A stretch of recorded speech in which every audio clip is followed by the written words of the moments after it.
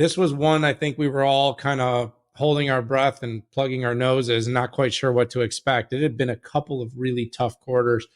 You and I had the chance to talk to Pat Gelsinger, ask him some questions. I've shared my sentiments on Twitter. You can see those in the show notes. I won't repeat it because I'll probably get it wrong given the time of day. But so the long and short, much, much, much improved performance this quarter. After some consecutive quarters of losses, the company actually got back to profit. Not by a lot. It was 13 cents adjusted against 3 cents expected. And they beat on revenue at 12.9 versus 12.13. Before anyone calls me out on this, because I've already had to have this debate on Twitter and on LinkedIn and everywhere else I posted, yes, there were some things done on the adjusted side to EBITDA that made the number bigger.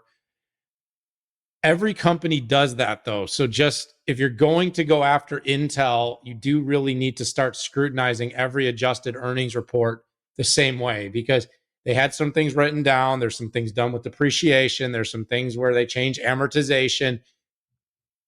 Companies do this to hit their numbers.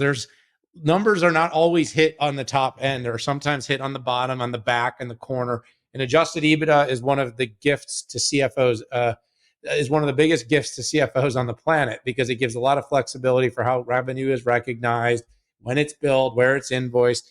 Now we're going to start making judgments about people because something gets, people are packing the channels at the end of quarters, or Apple shipping lots of units into their stores, right, to hit certain numbers. I digress, but I just felt that was good to say, because I had a bunch of people come after me for claiming this was a better quarter. Like in every way, this was a better quarter. Now, let's be fair, still down year over year, but that was also expected. We're in the middle of what's still considered to be a pretty strong gully for devices. They showed some robustness. And I believe, Pat, can you nod for me if I'm right, that they actually said they reclaimed some share in notebooks? Okay. And that's after what's been quite a run of seating share. So that should be seen as a positive thing. Servers numbers are still pretty tough, but the company has seen a really, really significant uptick in its book and its opportunities around Gaudi and around its AI accelerators, which, by the way, had they not said that, I'd be very concerned. Right now, the company has also saw one of the best quarters it had seen in quite a long time for its Foundry business. I need to spend a little more time in that to figure out exactly what's driving, but in our conversation with Pat, he did talk about, shortening time time cycles to revenue with packaging, as well as probably the biggest thing of note, at least for me, Pat, was he was very confident in reiterating the 5 and 4. Now, given the operational woes that the company has had over the past several years, is there a more important thing for Intel than getting the 5 and 4 done and getting it done as close to on schedule as possible, while preserving market share, preserving customers, while preserving reputation, and of course margin? That's the fourth thing, and that's probably one of the biggest no-nos on Intel's overall number has been its margin has eroded like immensely. I mean, wasn't it in the 50s about 6 to 8 quarters ago, and now it's sitting in the high 30s? And so that margin erosion has definitely worked against the company. But Pat, this was the first time on earnings that I actually saw the stock move like meaningfully. It was up a few dollars, and it seemed that this might have broken the logjam. So my prediction, as I turn it over to you, is this last quarter was the bottom. This is the start of a slow but encouraging turnaround for the company. Yeah, it was really awesome talking to Pat Gelsinger for a few minutes. It was 5 a.m. in Seoul, and yeah, it seems like it was a week ago, but it was maybe a day and a half ago. So I think it's important. So first of all, I think it's two things are important. I think it's important for people to understand the continuum of AI. Listen, the frothy PCI Express cards for training and systems is frothy, as crazy nutty and everybody likes to talk about NVIDIA. The reality is that AI is a workload, right? And it's spread across everything from PCs to the carrier edge to the data center to the hyperscaler cloud and everything in between.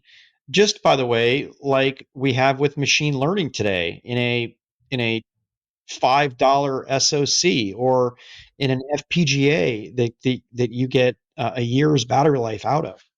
It's a continuum. And although it's not as simple to look at Intel and say, oh, the number of PCI Express cards, they're not GA on their GPU based card yet. They are with Habana and they are set up with AWS. And I am intrigued about some of the judo moves that the company is making out there. The other thing, and we don't talk about this, is still today more AI workloads are inferred on CPUs than they are on GPUs or accelerators. Um, but I know it's not as sexy, so people don't talk about it. But I do believe that Intel it will absolutely and is actively participating in this lift of AI. I mean, every one of the latest DGX systems from NVIDIA comes with the latest SoC Sapphire Rapids from Intel. So I think that it's important for people to look at this holistically, even though it's not as simple or as frothy. Here's the other thing: when you're a company in Intel's position that has had a pretty severe degradation of financials and had years of problems getting their fabs act together, it's sometimes easy to forget about all the pluses that are going on. By the way, the first time I ever talked to Pat G when he came back and he was talking about 5 nodes in 4 years, I put that as the most important thing the company can do.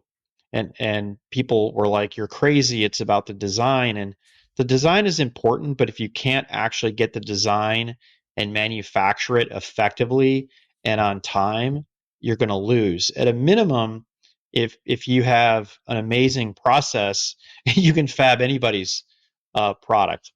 Ironically so, prior to CEO, prior BK, that was his mantra that said, we don't always have to have the best designs. You're going to have to fab everything in our fabs. Well, he took a 2 year lead and turned into a 3 year catch up, and Pat and company is cleaning up the mess right now. But it's easy when you get in this position to shield it from the great stuff that is going on. Sapphire Rapids took a long time to get out. It's one of the most sophisticated chips that I've seen in a long time, primarily given all the accelerators. Oh, and by the way, it was the first chiplet based architecture that Intel did. Now we're going into, heavy duty Meteor Lake, right? Where the company is integrating more AI. They already have AI in there via AVX 512, but really leveraging some of these fixed function AI controllers to get to TOPS level to be able to drive the new versions of Windows and the new applications that are coming out to take advantage of that. Pat, Pat, what's the first line, the first bullet point in Intel? It was, yes, we are on track for 5 nodes in 4 years. So listen, I've always said they do 5 nodes in 4 years. They're going to make the big comeback. I like that the company was really conservative on how it positioned it. But again, I think it's easy to look at their issues and not look at the things they have accomplished to get them where they need to be in the next 2 years. Oh, all right. So maybe a little audio there, but you know what? If you didn't hear it, Pat basically reiterated that he's right. He's smart and that's consistent. In all joking though, I mean, look, you called the shot, you got the shot right, and that deserves some attention. But the other thing is the company does, and I like that you called out the accelerators on the CPU, Pat, because people keep forgetting that. And Pat did reiterate that to us. It's not all about AI on the GPU. There's a lot of acceleration that's going to be done not on on GPUs. There's going to be a lot of things done Well, on ASICs, a lot of things done what's the on yeah? I mean, FPGA. what's the accelerator inside of an A100? It's a tensor core. A tensor core is an ASIC, right? So it's kind of funny, like, and even in their GPUs, they do the same thing. One thing we didn't talk about was the win, the Ericsson 18 angstrom win, okay, for IFS. I mean, here's another thing I called. It hasn't come true yet, but I believe that once IFS shows that it can deliver bleeding edge and leading edge, the US is going to move from military, has to be done in the United States, which is called the RAMP program. Right now, it's RAMP C, to all of critical infrastructure, which China did 20 years ago to U.S. tech manufacturers. Ericsson, right, world leader in carrier equipment, signed up for 18 angstrom to do ASICs and SoCs there. So big win. Nobody's talking about it.